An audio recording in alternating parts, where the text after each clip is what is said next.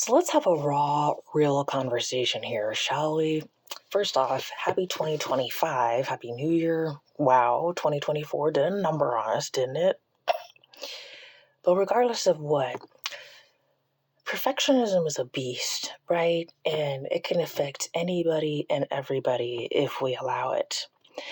So, my life, I have been through quite a lot, right? And just by the nature of that journey, perfectionism has been something that I am literally the chief of. So I am very much preaching to the choir when I hold your hand and say this, but perfectionism doesn't equal authenticity.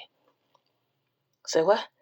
Yes, perfectionism does not equal authenticity. And oftentimes, perfectionism is steeped in this desire to please, the desire to be a people pleaser, when in reality, you need to focus on the quality of the output, not the quantity, the quality. And oftentimes, people will overdo their output in order to maintain that image of perfectionism. Again, been there and did that.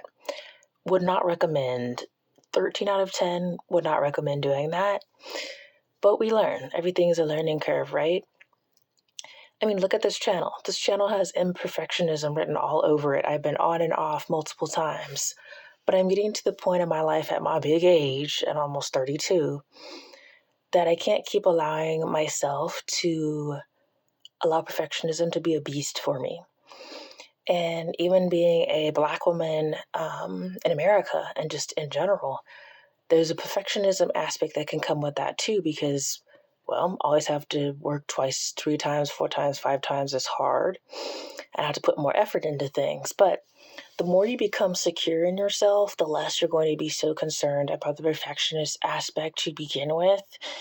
And there's such a freedom in not allowing external validation and external feedback that is not beneficial to you to get in the way. And silencing the noise is something that doesn't come overnight. It doesn't.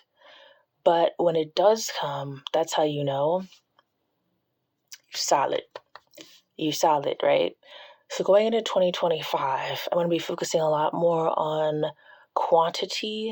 focusing on quality rather than perfection, whether it comes to my social media. In fact, I'm going to be starting a new YouTube channel. That's for later.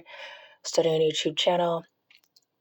Whether it's the perfectionism aspect on social media, or whether it's the perfectionism aspect IRL to please a boss or whatever, the truth of the matter is there's always going to be something that somebody's going to be able to nitpick about you, and you just have to make sure that you're on the right track with what you're doing, regardless of what anyone else is doing, and making sure that you're putting forth that quality. Even if it's perfectly imperfect, if it's authentic and there's quality behind it, that's truly the only thing that matters. So I know for me, I'm going to stop putting pressure on myself.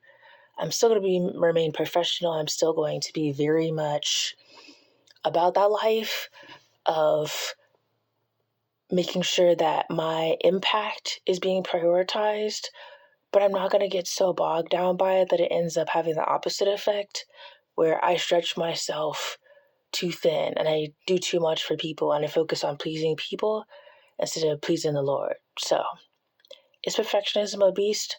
Absolutely. Is it a beast we can overcome? Double absolutely. All right, y'all. That's the message for today. Peace.